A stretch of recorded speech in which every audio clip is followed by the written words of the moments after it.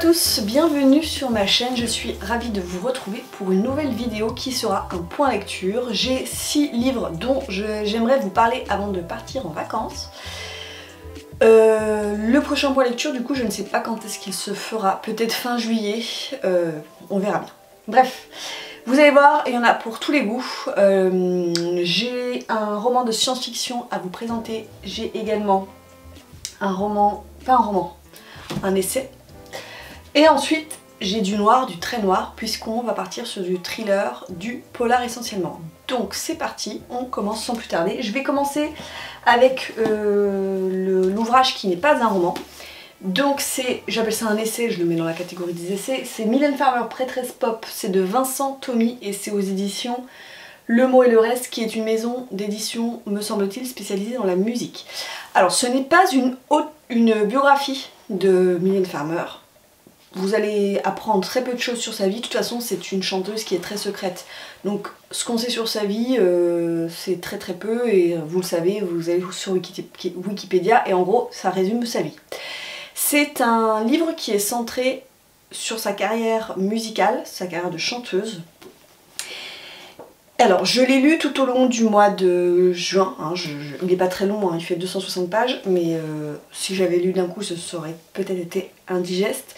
Ici, Vincent Tommy, il se propose en fait, et je trouve ça vraiment bien, de retracer la carrière musicale à travers les albums de Mylène Farmer de manière chronologique. Et du coup, on apprend plein de choses et j'ai adoré ce livre parce que j'ai appris plein de choses sur la manière dont il travaille, sur ses albums, sur ses chansons, sur ses musiciens, ses inspirations littéraires, ses inspirations picturales, ses inspirations cinématographiques. Donc en fait on commence, alors il y a une intro, on nous parle de ses origines, d'où elle vient, mais c'est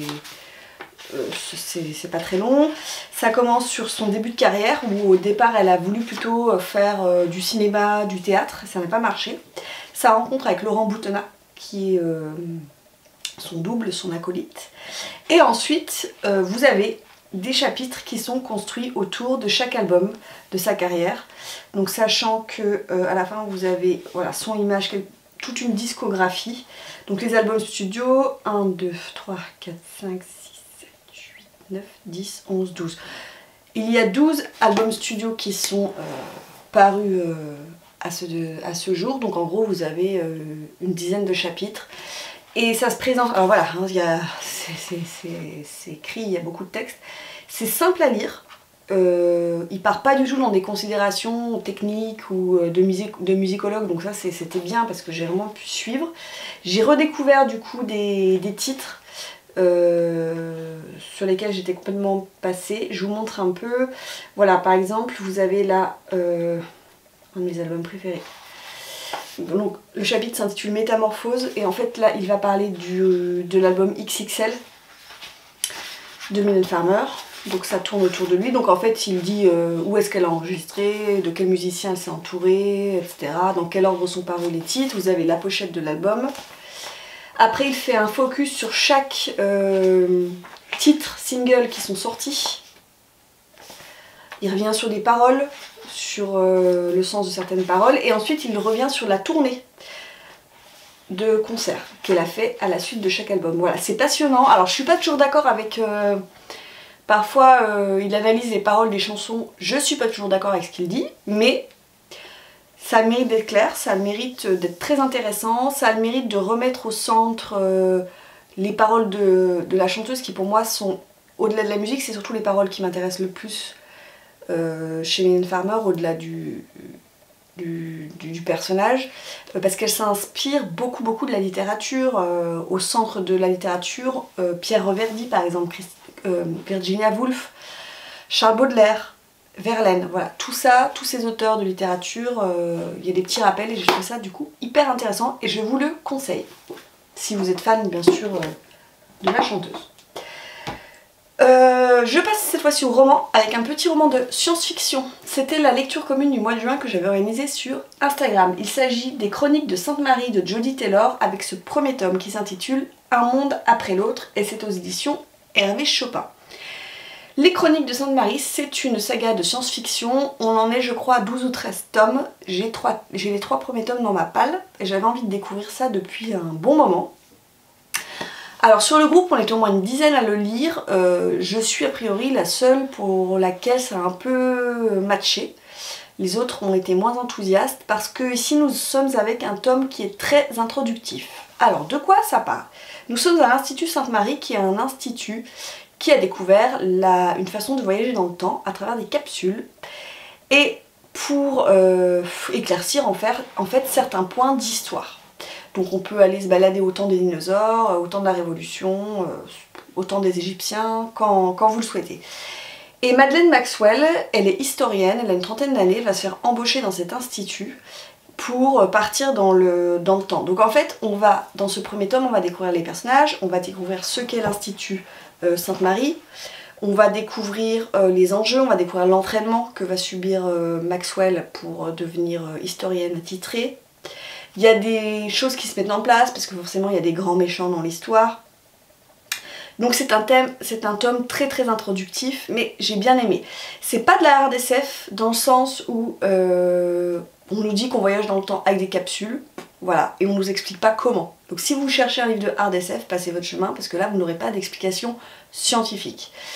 Par contre c'est assez drôle, parce que elle est anglaise, me semble-t-il, si je dis pas de bêtises, l'autrice. Et alors on a tout. On a vraiment tout l'humour pince sans rire anglais, et moi j'ai adoré. Voilà, c'est vraiment l'humour so british. Ça a bien matché avec moi de ce côté-là, j'ai trouvé ça très drôle, j'ai beaucoup rigolé dans ce tome. Après c'est vrai que c'est un peu léger au niveau de l'intrigue, parce que comme je vous l'ai dit au départ, on est dans un tome introductif. On met en place plein de choses, donc il faut le temps que ça se mette en place. J'ai le tome 2, j'ai le tome 3 dans ma palle, je les lirai, je verrai si je continue ou pas, parce que la saga est quand même très longue. Mais pour moi ça l'a fait, et c'était vraiment très sympa, très rafraîchissant de lire ce livre. Et j'enchaîne cette fois-ci avec le thriller, le roman noir. C'est parti avec le premier livre que je vous présente. Il s'agit du Tueur intime de Claire Favant, et moi j'ai l'édition de poche chez Pocket, qui est dédicacée parce que Claire Favant, je l'ai rencontrée en 2022. C'est en 2022? Non, c'était en 2023, c'était au mois d'avril, je vous dis n'importe quoi. C'était au mois d'avril dernier, au Quai du Polar. Et j'ai lu ce thriller avec Dorian, et nous partageons le même point de vue sur ce livre. Alors, c'est un roman qui m'a laissé dubitative sur beaucoup de points. Je l'ai apprécié, globalement je l'ai apprécié, c'est une grosse brique, on est sur du 730 pages, mais ça se lit bien, je l'ai lu assez rapidement. Mais il y a quand même beaucoup de choses qui m'ont gênée. Alors le pitch de départ, c'est Claire Favant prend le parti de suivre en gros la fabrique d'un tueur en série. On est avec Will, qui a une quinzaine d'années, qui est le souffre-douleur de ses camarades, qui va se prendre d'affection pour une jeune femme une camarade qui va plus ou moins le prendre sous son aile. Il va faire une fixette sur elle. Et puis Will, il est dans une famille complètement dysfonctionnelle, avec un père qui abuse de lui, une mère qui est décédée, donc il n'a aucun repère. Et donc il va plus ou moins, au fur et à mesure, basculer d'abord dans la violence, et puis ensuite dans le crime. Et en gros, Claire Favant, l'autrice, nous montre comment on fabrique un tueur en série, comment il va passer de la simple violence verbale à la violence physique, puis au crime, et comment il va devenir un tueur en série. Donc il n'y a pas de mystère sur l'identité du tueur, puisque vous savez dès le début que c'est Will. Et vous avez les détails très macabres et très glauques sur la manière dont il procède, comment il perfectionne ses crimes, comment il s'attaque aux femmes, essentiellement. Au départ c'est un peu brouillon, et puis il perfectionne de plus en plus son art, entre guillemets. Voilà, comment il devient vraiment un tueur en série. Donc ça c'est, je dirais, les 250 premières pages, on est sur Will exclusivement. Et on s'enfonce de plus en plus dans la noirceur du personnage. Et arrivé autour de la 250e, 300e page, on a une brigade du FBI qui est sur les dents, qui essaie de le traquer, ce tueur en série, qui n'y arrive pas, et qui vont faire appel à du sang neuf en la qualité d'un personnage qui s'appelle RG, qui a la capacité de se mettre à la place des tueurs en série, de se mettre dans la tête du tueur en série.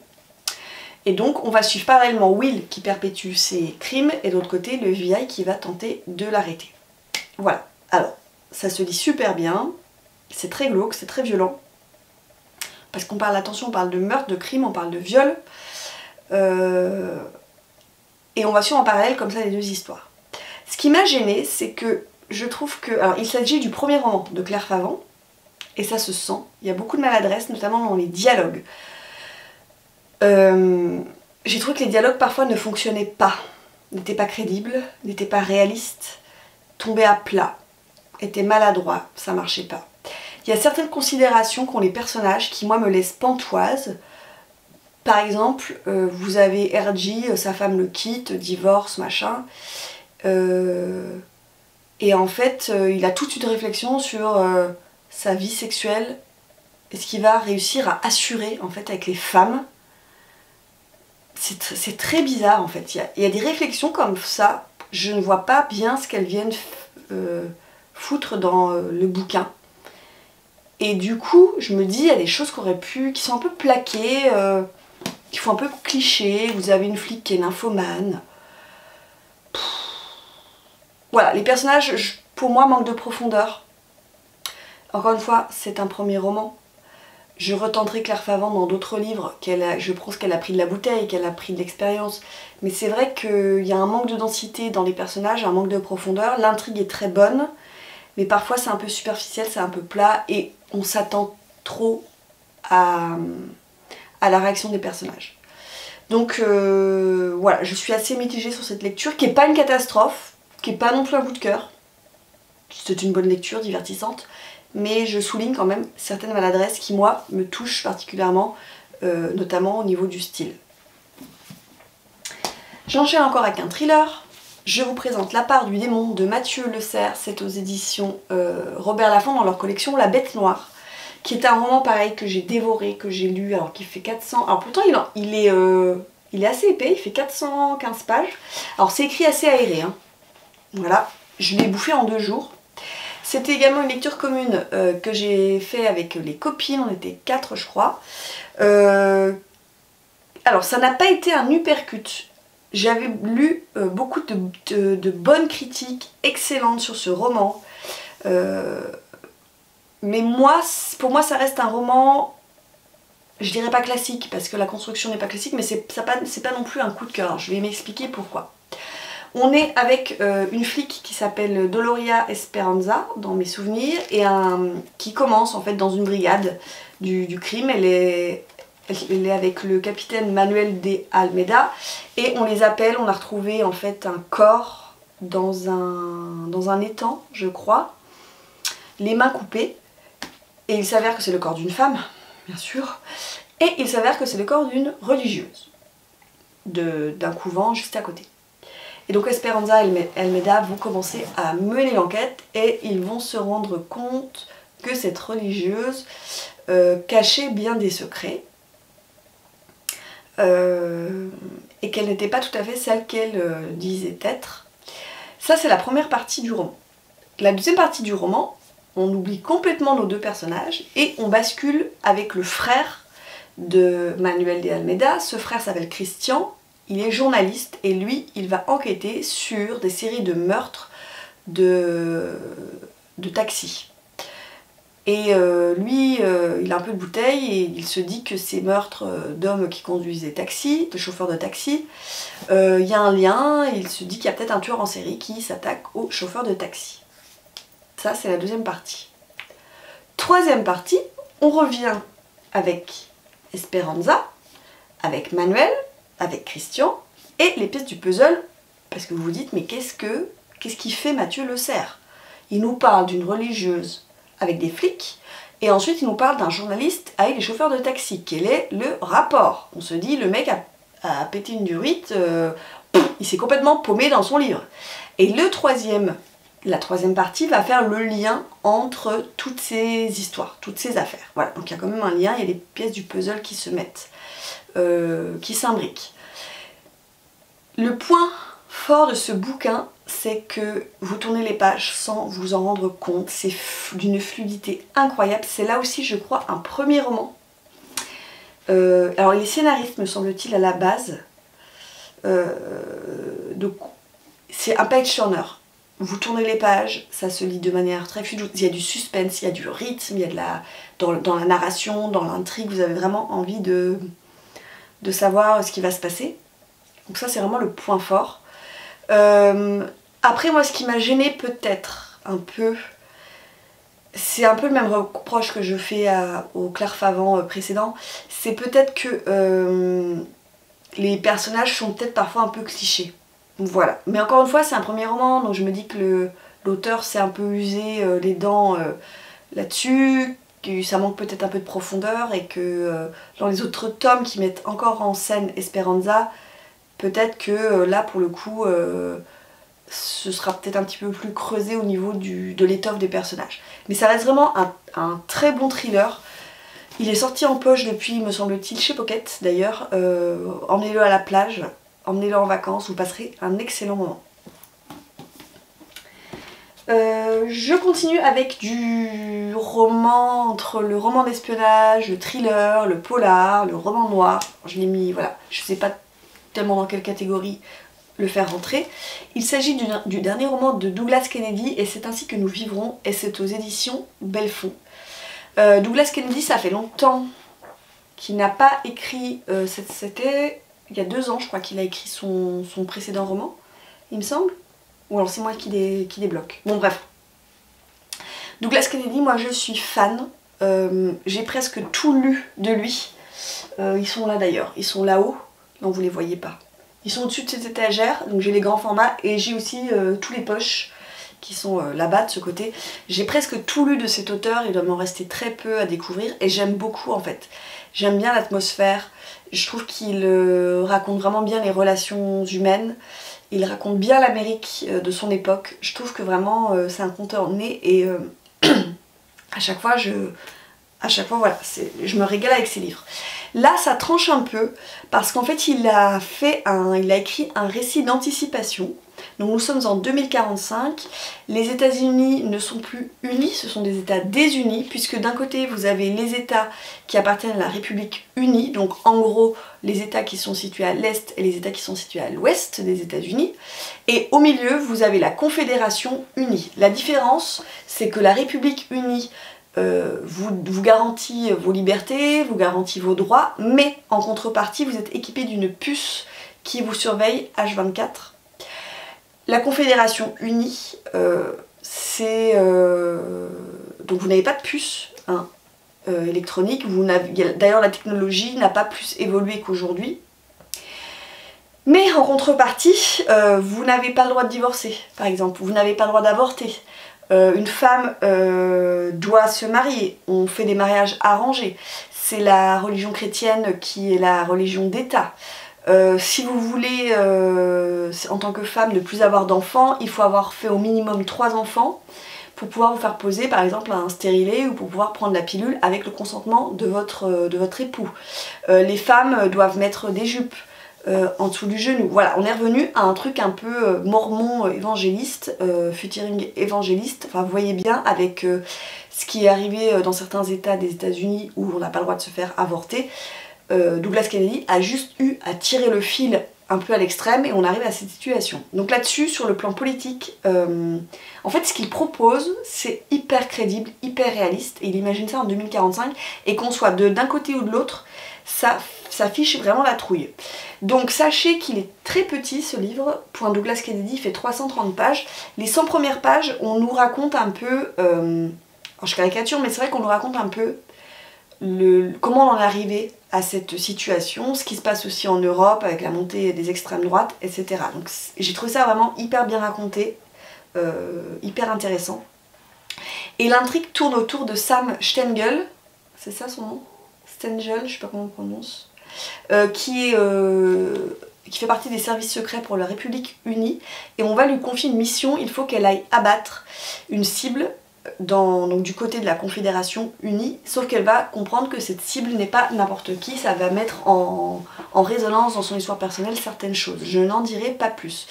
Donc en fait le roman, c'est à la fois un roman politique, c'est aussi, ça bascule aussi à un moment donné dans du roman d'espionnage, j'ai adoré quand elle passe du côté de la Confédération Unie, vraiment on est vraiment dans le roman d'espionnage pur et dur, c'était vraiment trop bien.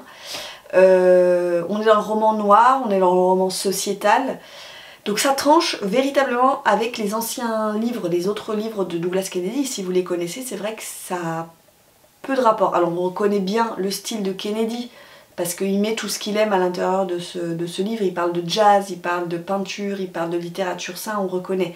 Mais ça tranche vraiment. Moi j'ai bien aimé, j'ai trouvé qu'il s'en sortait vraiment très bien. Et encore une fois, je vous le recommande, mais sachez où vous mettez les pieds si vous décidez de le lire. Et le dernier roman dont je veux vous parler, c'est un coup de cœur. C'est un bouquin que j'ai bouffé, que j'ai dévoré. Et en fait, je ne l'ai pas vu tasser sur Instagram ou sur YouTube. Donc je suis contente de vous en parler parce que ça va peut-être lui mettre un petit coup de projecteur. C'est le roman d'Alexandra Juliette, Car un jour de vengeance, et c'est aux éditions Calman Levy dans leur collection noire. C'est encore une fois une petite briquette et je crois que le bouquin, je l'ai lu. Alors il fait 390 pages, je l'ai lu en 2 jours et je vous avoue que j'ai même ralenti ma lecture à la fin parce que j'avais pas envie de connaître le dénouement. C'était vraiment un thriller excellentissime.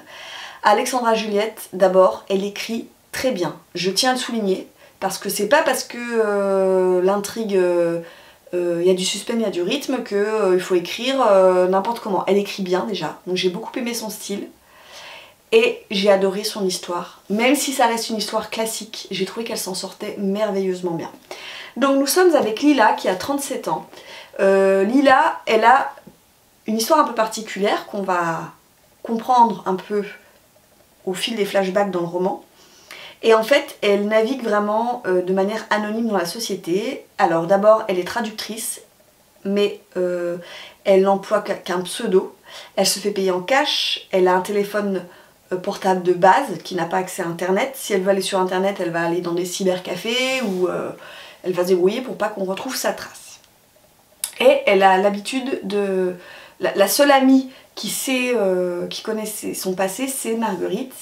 Et toutes les deux, elles habitent au bord d'un lac d'Auvergne. Et un jour, alors qu'elle rentre de Paris, où elle a traduit, où elle a rencontré son éditeur, Lila s'arrête comme d'habitude dans la petite librairie de la gare. Elle feuillette les bouquins et là elle tombe sur un bouquin qui s'intitule Il n'était qu'un. Et quand elle commence à lire la 4e de couverture, elle s'aperçoit que ce bouquin raconte sa propre histoire. Et elle va à la fin du livre, et à la fin du livre, Lila se pend. Voilà. Et vous me direz, ok, elle raconte sa propre histoire, mais qu'a-t-elle fait cette Lila? Alors, ce n'est pas du tout un... C'est pas du tout un scoop, parce que vous le savez, je crois, dès le premier chapitre. Lorsqu'elle était dans un pensionnat en Suisse avec 3 autres amis, ils ont tué quelqu'un, ils ont enterré le corps. Et le livre qu'elle achète et qu'elle va lire raconte ce crime et raconte tous leurs secrets. Donc, d'abord, qui a écrit ce livre? Qui a intérêt à révéler les secrets de ces 4 personnages? Dans quel but?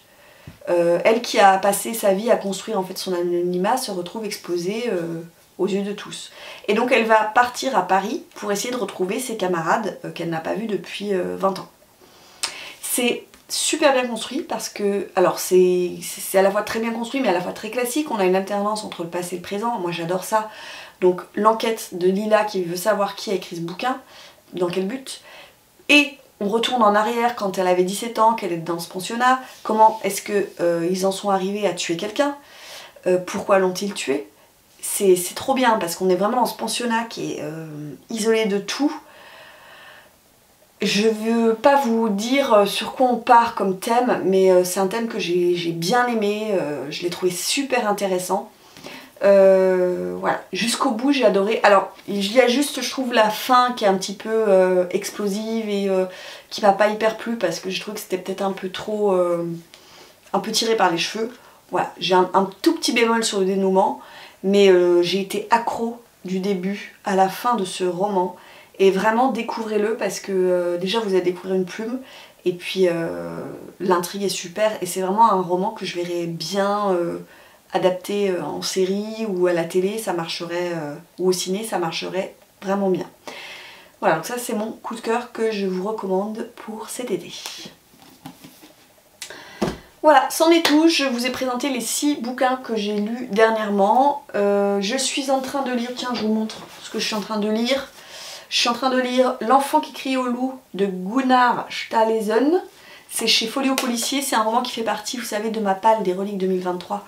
Je vous mets toujours cette palle dans la description de ma vidéo. D'ailleurs, je vous mets ma palle, ma grosse palle, hein, et puis après je vous mets ma palle des reliques 2023. Ce sont tous les livres que j'aimerais lire en 2023 qui sont les plus anciens dans ma palle, justement. Voilà, n'hésitez pas à me dire si certains livres vous les avez lus, vous les avez aimés ou pas, si je vous ai donné envie du coup de lire les livres que je vous ai présentés. N'hésitez pas à me laisser un petit commentaire, n'hésitez pas à venir me suivre sur Instagram parce que c'est là où je fais toutes les lectures communes et je vous avoue que c'est super sympa, surtout en été où on a le temps et là je vais en organiser plein. La prochaine vidéo ce sera je ne sais pas quand. Peut-être que quand je rentrerai de mes vacances, je vous tournerai une petite vidéo. Voilà, je ne sais pas. Je ne sais pas combien de livres j'aurai acheté, je ne sais pas combien de livres j'aurai lu. Donc ça c'est vraiment le suspense. Bah, sinon, vous aurez une vidéo au mois d'août et pas au mois de juillet. Voilà. En attendant, je vous souhaite de très belles vacances. Profitez bien de vos proches, prenez soin de vous. Et je vous souhaite bien sûr de faire de très belles découvertes livresque. Je vous dis à très vite pour une prochaine vidéo. Ciao!